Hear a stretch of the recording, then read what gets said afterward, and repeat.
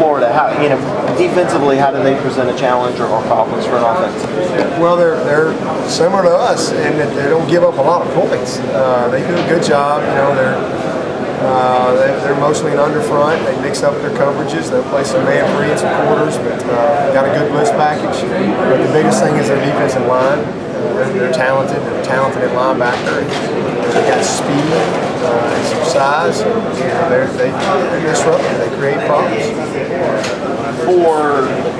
For Clemson offensively, how do you attack a defense like that? Is it just limiting the mistakes, being able to score in the red zone, all of the above? Yeah, all of the above. I mean, we just got to execute and do what we do. I mean, we can match up with them physically. We've matched up with everybody physically. I mean, our offensive line has played really well all year long. We haven't had any problems matching up with people from a physical standpoint.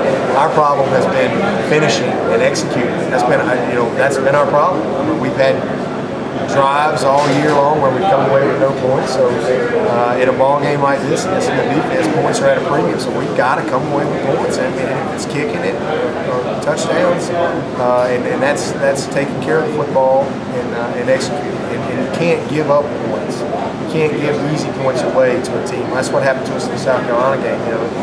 We felt like it was going to have to be close. And it would have been, but we spot the ball with a bad snap at the goal line, we throw a pick six. Next thing you know, you're playing against a team. You're uphill, and that's just not the type of team we are right now.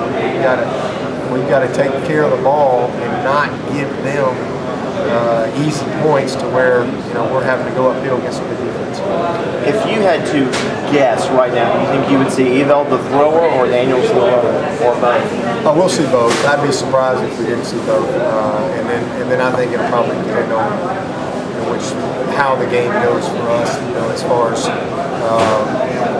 how we're doing. If we have a lead, style of play they need to have to give themselves the best chance to win. So, one of them's a better thrower than the other, but they both are capable of beating you either way. I know it's not a two-quarterback situation, but the expectation is maybe Taj will get in. Oh yeah, Taj is going to play. We want to try to get him in there early, and then hopefully, in an ideal situation, they'll both play well, and Taj will get some good time throughout the game, not just a series or two. But a lot of that's going to be determined by how they play. I mean, Kyle's got to play well.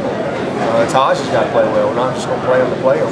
They got to go in and perform. And I think they've had good preparation. They're ready to play and excited about it. Is it a little bit bittersweet as a coach knowing that you've got guys like Jarvis and maybe Daquan and DeAndre, but this is it for you with them? Oh yeah, absolutely. Because you spend more time with those guys than you do your own family, and they become family. And when you go through tough times with each other, you get close. I mean, and then for me, I know what's in front of them. I know what's coming for them 5 years from now, 10 years from now, and how their lives are going to change and how they're going to change. And that's always a tough thing for a coach to have to let guys go. But it's time. That's the great thing about college football is you get the chance to spend 4 or 5 years with a guy, and then they move on, and you get to watch them further develop. All those guys have done an excellent job in maturing, and they represented Clemson well, and I'm awful proud of them. Look forward to hopefully sending them out with a victory as their last memory here at Clemson. DeAndre Hopkins really burst on the scene this year. Is he a sophomore now? Yeah. He's had baptism this year, that's for sure. He's got a lot of work to do, to become a great player. But he's obviously, gifted and has just the raw natural ability to be an outstanding receiver.